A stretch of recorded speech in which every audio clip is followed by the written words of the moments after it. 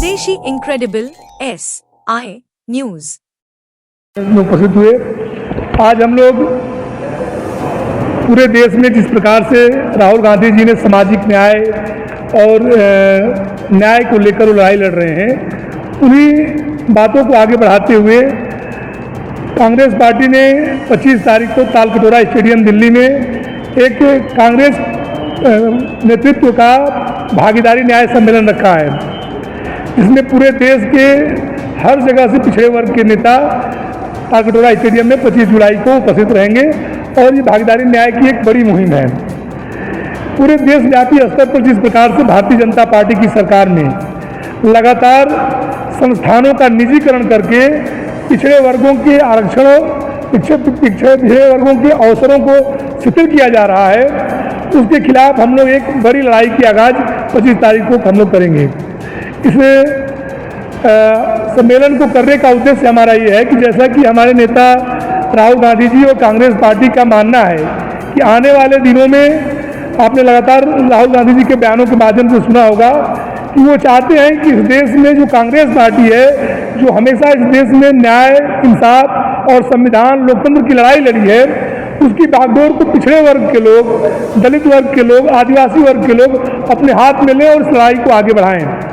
उसी संदर्भ में 25 तारीख को हमारा सम्मेलन तालकटोरा स्टेडियम में हो रहा है। अभी 15 और 16 तारीख को पूरे कांग्रेस पार्टी के सभी देश के बड़े नेता बेंगलोर में इकट्ठे हुए, जिसमें हमारे बेंगलोर में कर्नाटक के मुख्यमंत्री सिद्धरामैया जी थे, पूर्व मुख्यमंत्री भूपेश बघेल जी थे, पूर्व मुख्यमंत्री अशोक गहलोत जी थे, पिछड़ा वर्ग के राष्ट्रीय अध्यक्ष अनिल जयहिंद जी थे। इसी तरह से देश भर के जितने पिछड़े वर्ग के नेता थे, उन लोगों ने वहाँ पर बेंगलोर में बैठक की और वहाँ का एक डिक्लेरेशन है, उसके माध्यम से वो इस देश में जातिगत जनगणना कराने और जातिगत जनगणना कराने का जो मॉडल है वो तेलंगाना मॉडल लागू करने, पूरे देश में निजीकरण को रोकने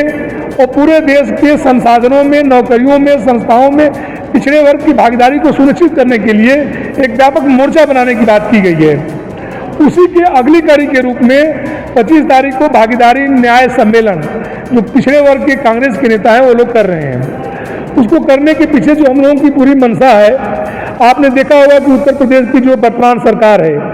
इस सरकार में लगातार पिछड़े वर्ग के 75 जिले में हत्याएं पिछड़े वर्ग के साथ हो रही है। विफलता साबित हुई है, उनको सही ढंग से न्याय नहीं मिला, दोषियों को दंड नहीं मिला। साथ ही हमारा मांग है कि इस प्रदेश में आपने अखबारों और तमाम मीडिया के माध्यम से देखा, उत्तर प्रदेश सरकार 10,000 से अधिक प्राइमरी और प्राथमिक विद्यालयों को बंद करने का प्रयास कर रही है। 5,000 का तो उन्होंने नोटिफिकेशन नहीं कर दिया है। हमारी मांग है कि अगर इन विद्यालयों को बंद कर दिया जाएगा और बच्चों को पढ़ने जाने की जो दूरी बढ़ जाएगी, तो सबसे ज़्यादा नुकसान पिछड़े और दलित वर्ग के और आदिवासी तबके के लोगों का होगा, क्योंकि गरीब वर्ग के बच्चे ही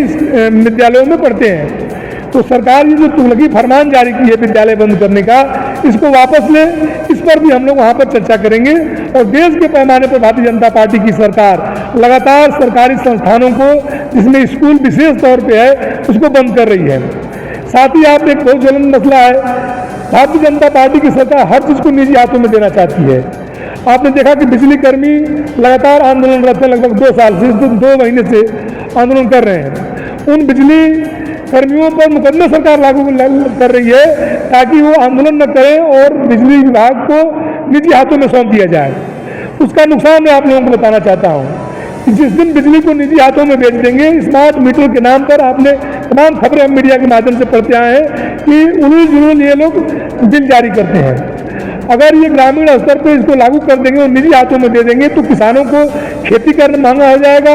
गरीब को पैसा नहीं रहेगा, उसकी बिजली काट दी जाएगी, अपमानित किया जाएगा। और प्राइवेट कंपनियों की हालत आप जानते हैं, वो अपने गुंडे रखकर लोगों से वसूली कराते हैं लोग। तो मेरा कहना है कि ये जो बिजली का निजीकरण है, ये भी दलितों और पिछड़ों के खिलाफ है। पूरी तरह से भारतीय जनता पार्टी की केंद्र और राज्य की सरकारें इस देश के बहुसंख्यक गरीब आवाम के खिलाफ खड़ी है, लोगों के रोजगार को खत्म कर रही है, आरक्षण को शिथिल कर रही है। इस देश में जो निजी संस्थानों को बढ़ावा देकर जो सार्वजनिक हमारे उपक्रम है, लाभकारी निकाय हैं, उनको निजी हाथों में देकर आम गरीब आदमी के ऊपर बोझ डाल रही है, या यूँ कहिए कि गरीब लोगों का दमन करना चाहती है। उसी तरह से पूरे प्रदेश करने के लिए भेजते हैं। आपने देखा होगा कि माध्यमिक शिक्षा सेवा चयन बोर्ड, उच्चतर शिक्षा सेवा चयन बोर्ड ये 10-10 बार अपने ही फॉर्म पर निकलने वाली वैकेंसियों की परीक्षा की तिथि को बढ़ाता रहता है।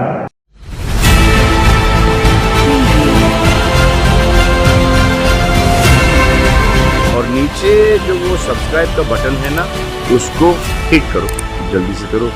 सब्सक्राइब।